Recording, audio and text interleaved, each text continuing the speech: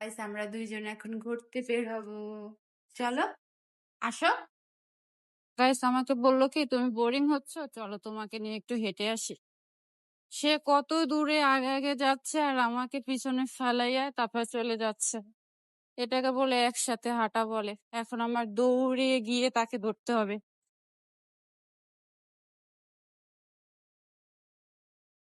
জোরে জোরে হাঁটো কেন? হ্যাঁ, এত জোরে জোরে হাঁটো কেন? আমি আস্তে হাঁটতে পারি না। জন্য তার সাথে আমার হাঁটতে ভালো লাগে না। কেন সে আবার একা একাই হাঁটতেছে।